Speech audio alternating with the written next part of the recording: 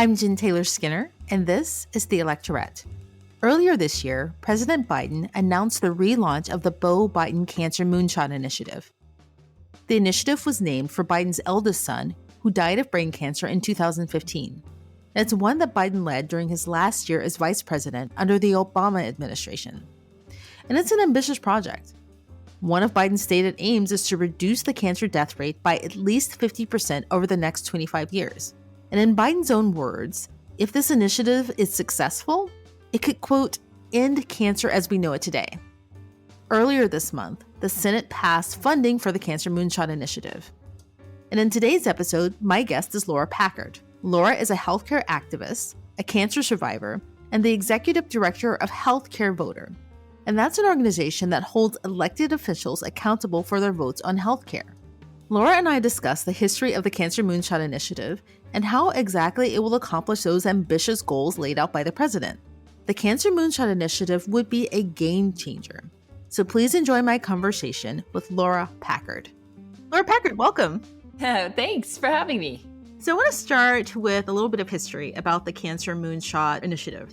This may feel like a lifetime ago for a lot of people, but during President Obama's final year in office, I think it was during his final State of the Union address in January of 2016, he asked then Vice President Biden to head up this new mission, this new initiative to end cancer as we know it, right? And it feels like a lifetime ago. And it was about 5 to 6 months following that there was a summit held at Howard University in DC where over 35 new initiatives around, cancer research were announced. And the summit was attended by cancer researchers and experts and academics, right? So, they were making some really good progress. So in November, of course, we know what happened. What happened to the Cancer Moonshot Initiative after Trump was in office? Well, the money, I think, came from the 21st Century Cures Bill. And so that was still spent. So they funded the research that they wanted to fund, and it produced a bunch of publications and patents and clinical trials. The original goal was to double the research, do 10 years worth of research in 5 years. And it's a little difficult to track against that goal because what does that mean? How much research would there have been? So a bunch of research was funded and was completed, but the goal was a little fuzzy. But for this relaunch of the Cancer Moonshot Initiative, this time around, the goal is to decrease cancer deaths by at least half in the next 25 years. So this is a more concrete goal, even though it's a longer time frame, 25 years. I think it's a more realistic goal that in the past, President Nixon in 1971 said he was going to cure cancer in 5 years. It's hard to do that because cancer isn't just one disease, it's many, many, many diseases. And even something like lung cancer, there's different types and so on. So it's a complicated thing. And I believe it's possible to decrease cancer deaths by half, but that's a more realistic goal than the idea of we'll cure cancer in 5 years or something like that. Right. So do we have any way of quantifying whether there was a hindrance due to, Trump being in office? It doesn't sound like there is a good way to quantify whether we've lost time or whether it's on track or. Yeah. Well, the money was allocated and spent. So I think that a lot of the Trump sabotage happened in ways that are more obvious, pressing people against vaccines and masks and so on and prolonging this pandemic. I think that the scientists in the background kept doing their science. Yeah, that's a very good point. So was there a difference between that initial mission and the current Moonshot mission? As I mentioned, the goal, the focus this time around is to decrease cancer deaths by at least 50% in the next 25 years. So it's a different goal. And this time around, the money has not been allocated yet. So I know that Congresswoman Diana DeGette, she's my congresswoman here in Denver. She's working on the 21st Century Cures Bill, the next one. So there's a lot of discussion about the funding piece, including maybe setting up a new agency, ARPA-H, for healthcare funding. But right now, this initiative has been launched, but there isn't new funding. Right. Sorry, I'm being a little repetitive there. But I just want to remind people that, this was and is very personal for President Biden. I mean, if you'll remember, his son, Beau, Beau Biden Mhm. died of brain cancer, in 2015, and he was only 46. So this is very, very personal for him. So can you give us some of the details that are in this current moonshot? Like, what are some of the things or some of the approaches they're taking to reach that 25-year, 50% reduction goal? Mhm. Well, one of the things that they're doing now is a call to action on cancer screening. And that's so important because, yes, we need more research. We need to be able to treat and cure advanced forms, metastatic forms of cancer. And there are various types of cancer that are harder to treat. So, yes, we need more research. But also, we need to make sure that people have access to the research that we have today, and we need to make sure that everyone has access to good health care, that they can get tested and diagnosed early so that they can be looking at cures rather than treatments. So there's so much that we have not yet done that we already have the tools today. We just need to do them. And I'm especially concerned with this pandemic that people have been putting off regular cancer screenings. So people have not been getting their mammograms, their prostate checks, their colonoscopies, and so on because the pandemic made medical settings dangerous, understandably. But what that means is that when people go back and get those screenings, their cancer will be in a more advanced stages and it will be harder to treat. Right, I'm glad you brought up the pandemic because that's been a big issue. Even my doctor has been pushing me to come in for checkups because our inclination is to not do that because we're not sure if they're safe. I mean, Hmm. there's one time I went in for a checkup and the waiting room was full, right? You Hmm. don't know if there's people are there because they have COVID symptoms or why they're there. And so I know that a big part of this mission is to increase access to, or push rather, Hmm. people to have early screenings. Absolutely. And also, we see in diagnoses and treatments that low income people and people of color, don't get access to the same kind of early prevention and catching things early enough for treatment. And again, that goes back to our healthcare system, which needs a lot of work. And one of the things that Congress is working on, Build Back Better, or whatever the social spending bill is called when it goes through, part of that bill would expand Medicaid to working class Americans in states like Florida, Texas, Georgia, North Carolina. That because they did not expand Medicaid, that's over 2 million Americans that can't afford health insurance because they make too little money to get Affordable Care Act plans, but too much money to get Medicaid. So these are the essential workers you see in the grocery store and delivery people and so on that are priced out of healthcare right now. And so if you can't afford basic screenings and treatments, then your prognosis, your outlook is so much worse. Yeah, so I'm glad you brought that up because you became an activist, initially after your own cancer diagnosis, right? And you Mhm. credited the ACA with saving your life, right? And so I'm just curious as to, where we are with that, right? We're talking about a lot of things, administration is rightfully, kind of focused right now on COVID and reducing COVID deaths and, Mhm. and some other things, voting rights. There's so many things that are on their plate. We aren't really talking about healthcare, I think, publicly in the public debate space as much as we should. Where are we, and what does ACA need to look like to match the goals of this moonshot cancer mission? Mhm. Well, I mentioned one piece of this reconciliation bill, which is expanding Medicaid in the 12 states that haven't done it. Another piece is making Affordable Care Act plans more affordable. Last year in the American Rescue Plan, there were some subsidies so that millions more Americans could afford ACA plans, which can be quite expensive depending on how much money you make. So that money, those discounts expire at the end of this year. So it's so important to extend those so that, again, millions of Americans don't lose their health care at the end of the year. So that's another piece in this bill. And yet another piece is lowering the cost of prescription drugs, allowing Medicare to negotiate for lower cost drugs, and also capping insulin, for example, for people with insurance at $35 a month. So, all of this great research that the Cancer Moonshot can help encourage, help expand. At the end of the day, if these drugs are invented but nobody can afford them, that's a problem too.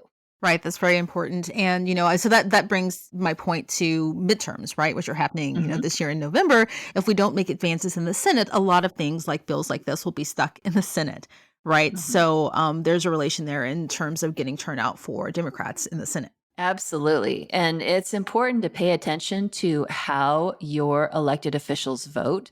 And not only your senators and your congresspeople and your governors, but pay attention to your state legislators, your state representative, your state senator, because in those 12 states that didn't expand Medicaid, it's your local state reps in Florida, in North Carolina, in Georgia, in Texas.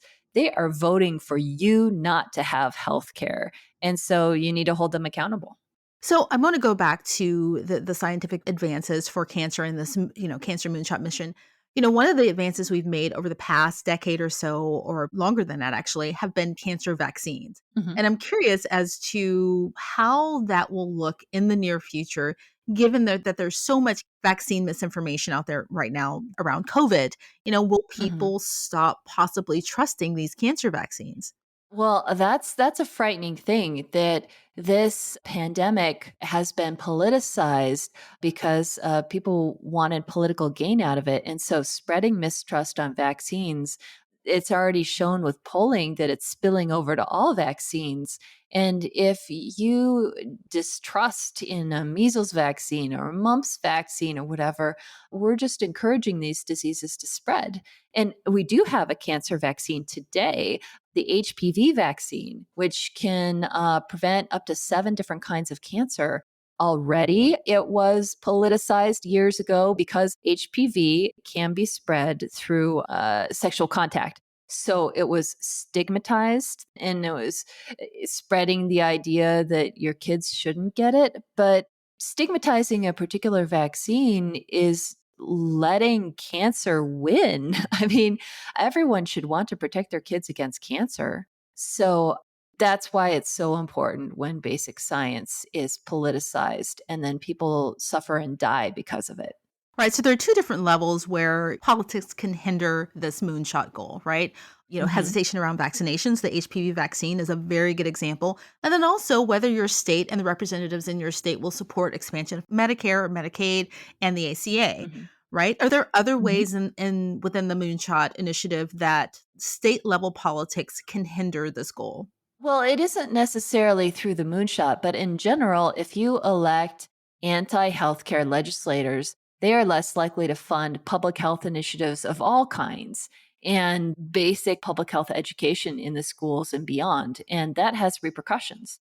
You see more unhealthy states when people don't have basic education on how to keep themselves healthy, from evidence based sex ed to just all kinds of basic health knowledge that people may take for granted that they got in school that other people have no access to.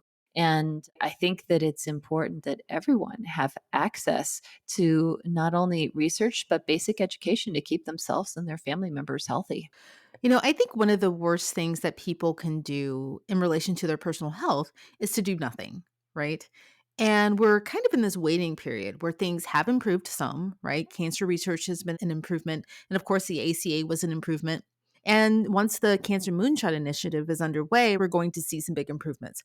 But what can people do right now, right? What's the best course of action, in your opinion, for people to take in this period of transition? It's important to get up to date on your basic health screenings, even though we've been through a pandemic. So go back out there, see your doctor, get checked out. For most forms of insurance, that a basic checkup is free. Also, I have a weekly call-in show at 4:30 Eastern on Mondays on Act TV, where we have experts answer your healthcare and health insurance questions. It's called CareTalk. So, if people want to learn more about our healthcare system and get their basic questions answered, they should watch CareTalk on Mondays on Act TV. Excellent. Actually, speaking of education, you reminded me of something. Again, this isn't new territory for the Bidens because First Lady Jill Biden, she's been an advocate for cancer education and prevention, back in Mhm. the 90s. I think it was around 1993. One of her friends was diagnosed with breast cancer. And then following that, she launched this Biden Breast Health Initiative to educate people in Delaware, right? Hmm. Especially high school girls around the importance of cancer prevention. And I'm assuming that the Cancer Moonshot mission education is a huge part of that. Absolutely, because I think that people may not be aware that there are so many different treatments out there. Cancer diagnosis used to be a death sentence, but even today, many people, including myself, we survive it. There are people living with cancer as more of a chronic type disease, and there are people that are fighting cancer, and there are people that are in remission and or are cured. So, cancer diagnosis is never good news, but it's better to know than not know, because then you can develop a treatment plan with your doctor, and there is a lot of hope.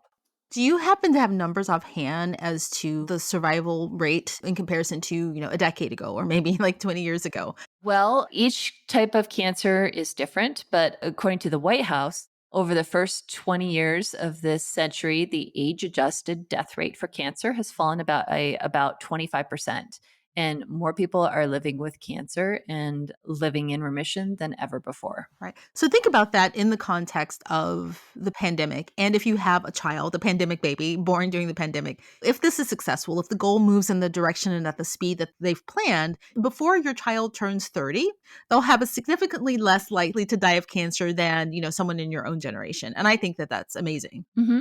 And this is forward progress that we've been making for years. In fact, when I was on the road a few years ago during the fights to save the Affordable Care Act, I met Sister Simone. She was leading the nuns on the bus, and her sister died of this cancer, the same type of cancer that I survived with. And I believe her sister was a part of clinical trials. So there are people today, including myself, that are here today because of the research that has been done in the decades in the past. Wow. Well, speaking of survivors and yourself, how would you grade, what you've seen of the Cancer Moonshot mission, this current go round and what they've planned? Like, how would you grade it? Well, I agree with the goal, which is a hard goal but achievable, of reducing the death rate by at least half. But we won't get there unless we get the funding. So we'll see how Congress does its part in the next year or two to get this funded. And also that we continue to shore up the broken parts of our healthcare system so that more people get access to the care and treatment that they need. Right. I mean, we just keep coming around to, I think, elections, right? This November. I mean, Hmm. that's the key to shoring up healthcare and shoring up, basically having better futures in healthcare and Hmm. cancer. Well, Laura Packard, thank you so much for all of your activism, your advocacy, and thank you for joining me today to walk through the Cancer Moonshot mission. Thank you.